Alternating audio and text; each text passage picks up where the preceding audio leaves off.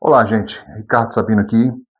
Eu gostaria de dar um posicionamento meu, uma opinião minha particular, em relação a esse caso do pastor que, infelizmente, tirou a sua própria vida, atentou contra a sua própria vida.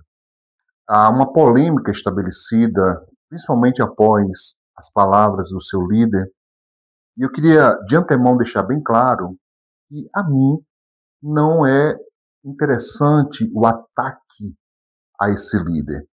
Eu não tenho absolutamente nada que dizer em relação a ele.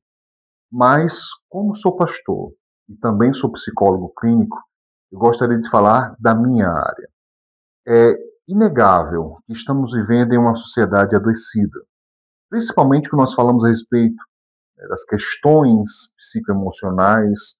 Há um confronto, muitas vezes, mal compreendido, mal interpretado, porque muitas vezes a pessoa que é da fé, como eu também sou da fé, ela não consegue distinguir, né, as questões do ser humano.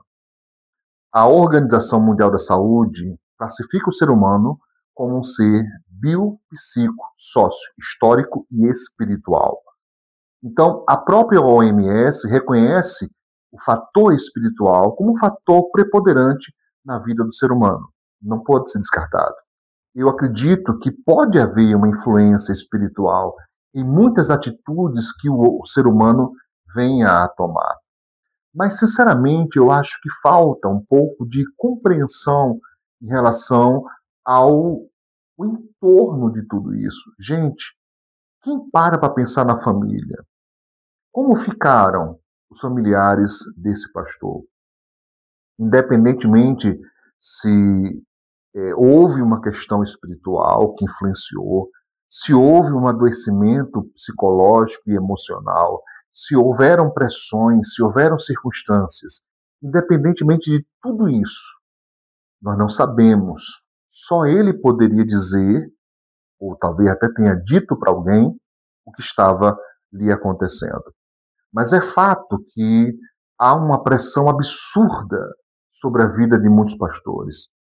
E principalmente por terem esse pensamento de que não precisam pedir ajuda, que não devem se tratar, porque classificam tudo o que é doença como algo maligno, algo diabólico, e às vezes precisam de um acompanhamento e não têm, porque simplesmente rechaçam até mesmo fazer uma consulta, fazer ali um atendimento para o seu próprio bem-estar. Então, eu me pus a pensar sobre a família, sobre os amigos. Eu não sei como foi, quais foram as circunstâncias que levaram ele a esse ato extremo, mas eu sei, por experiência de tratamento clínico, que a família tem um impacto muito grande. Né? A família tem ali uma sobrecarga, porque muitas pessoas passam então a pensar: o que eu poderia ter feito? Por que eu não consegui enxergar? Por que eu não ouvi? Por que eu não liguei? Por que eu não fiz? Acontecia aquela coisa toda de ficar o tempo todo se martirizando, né, se culpando até muitas vezes. Mas quem parou para pensar na esposa, nos amigos? Então eu gostaria de deixar uma mensagem, não de combate às palavras desse líder, certo? Eu não quero de forma nenhuma entrar em polêmicas com a fala de uma outra pessoa, cada um é responsável pelo que diz. Mas eu gostaria de falar com você, pastor, que está sob pressão, que está sob angústia e muitas vezes não fala com ninguém. É a pior coisa, querido. Você não é super. Essa ideia de que você tem que se superar de novo e outra vez e outra vez e outra vez. Se você não tiver o devido acompanhamento, se você não tiver o devido suporte, isso vai se tornando uma carga pesadíssima. E talvez você não consiga nunca vencer. E eu sei que alguém vai dizer que isso é falta de fé. Eu sei que alguém vai dizer que isso é religiosidade. Alguém vai dizer que isso são os crentes emocionais, uma fé emocional. Eu acredito que o apóstolo Paulo tem razão quando ele falou que nós temos o nosso culto racional. Então, a fé, ela é também baseada em inteligência. Não é uma fé burra, não é uma fé alienada. Ela tem que ter pensamento. Haja vista que o próprio Senhor Jesus é chamado de Logos, a palavra expressa, o pensamento expresso de Deus, a palavra dizente de Deus. Mas eu queria falar com você, pastor, com você, irmão, com você, companheiro, que está sobrecarregado e não tem pedido ajuda.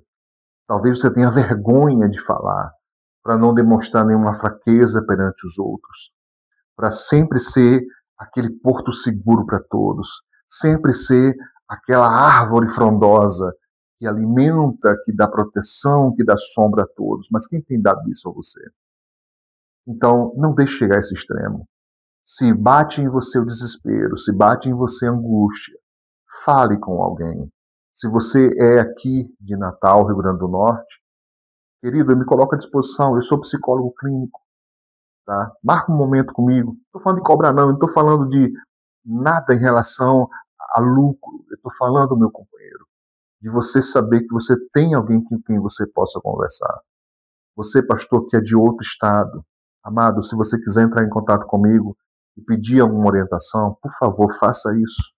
Não tenha receio, não tenha medo, eu não vou te cobrar absolutamente nada.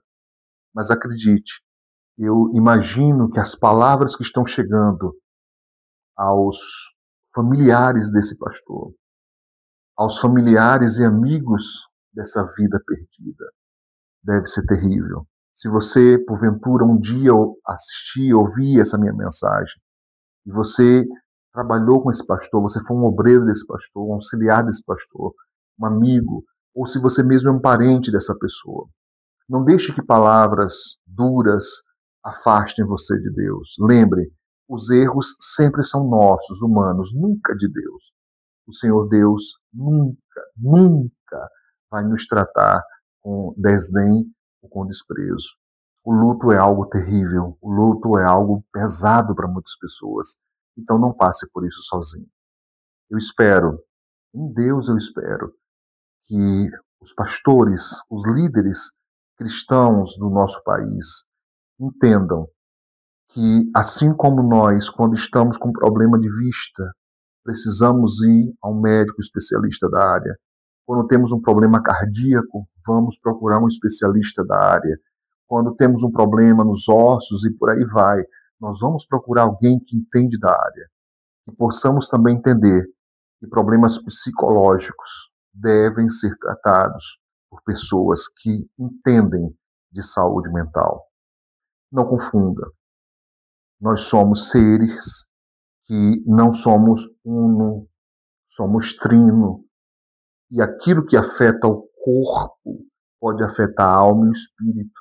Aquilo que afeta o espírito pode afetar a alma e o corpo. Aquilo que afeta a alma pode afetar o espírito e o corpo, sabe, indefinidamente. Mas cada um deles é tratado de uma forma específica. Então, busque ajuda. Meu companheiro, não fique sozinho. Se você já pensou que não existe saída, que não existe solução, que você nunca vai conseguir, fale com alguém. Se quiser, conte comigo. Eu estou aqui tentando ajudar.